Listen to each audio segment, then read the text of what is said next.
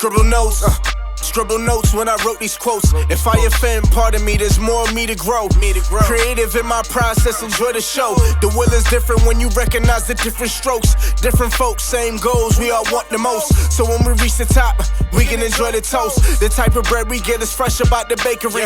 Told them don't play with me. With or without a degree, don't question my intensity. Bravery, similar to agencies that want to see you fold. So just pray for me. Yeah, Einstein with my energy. So in talking about like writing in YouTube, how have you been able to kind of maintain success in both areas for yourself? And what does success look like to you? Oh, that's so sweet. Well, I think success is subjective. It really depends on your definition. And for me, it's kind of about setting realistic milestones throughout things. So like I said, when I first started, my idea of success is if I can make this a lucrative part-time job. And then once that happened, I said, I want to be able to make this a lucrative full-time job. And then once that happened, I said, okay, I want to make as much as I made as a stockbroker. And once that happened, it was like, okay, I want to double that. So I think it's good to set goals, but make them realistic. I don't know if you noticed, but nowhere on that list did I say, I want to be a #1 New York Times bestseller. Like I'm trying, be a little bit realistic about your goals, maybe one day, but we're not at that goal yet. So in terms of how I define success, I would advise everyone to, sort of base it off of their own, research and merits and be realistic about it. And in terms of how I've been able to maintain it, I think it's in part one because of consistency. A lot of people get on YouTube and then they kind of peter off for a while and they disappear. And it's okay to go on hiatus every once in a while. I went on hiatus for the month of January.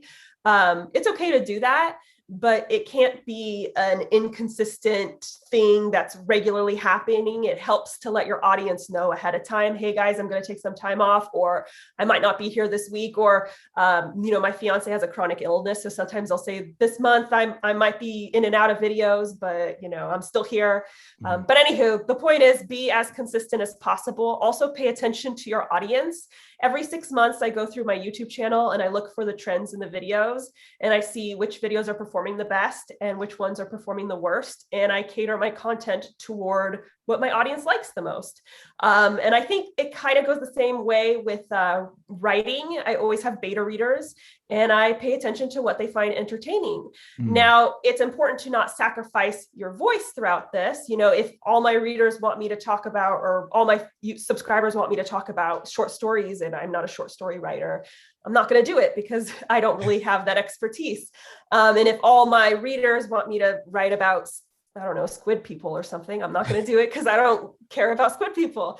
But you can cater to both. You can cater to yourself and your audience by looking at the feedback and the trends and what works for both of you, a happy medium. So a lot of people, that's the next point. A lot of people don't want to pay attention to, the feedback and the audience. And also a lot of people think once they've made it, it's like, that's it. I don't have to learn anymore.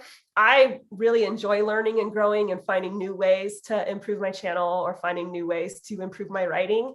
I don't look at it as, okay, I figured everything out. I look at it like, what's the next thing I can learn so I can be even better? So I think having a constant thirst for knowledge helps as well. Yeah, there's a lot of parallels between what you're saying and just, I think, the creative spirit in general. Like talking to musicians and talking to even fashion designers, they've really said some of the similar things, like catering some things to your audience and finding what they enjoy and what the people who support you most like, but also making sure that everything you do still aligns kind of with what you are invested in, and making sure that it's still true to yourself so that you're not losing that piece of yourself as you're trying to make your audience happy.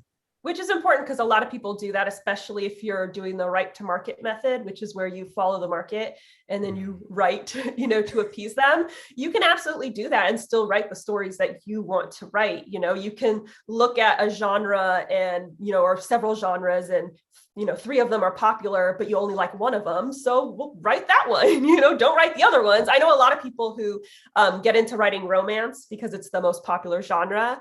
And then you ask them why, and they're like, well, because it's the most popular genre. And it's like, well, do you like romance? Because if you don't, you're going to have a really crappy time writing this book. And I think readers are going to have a crappy time reading it. So, there are other popular genres where you can make money.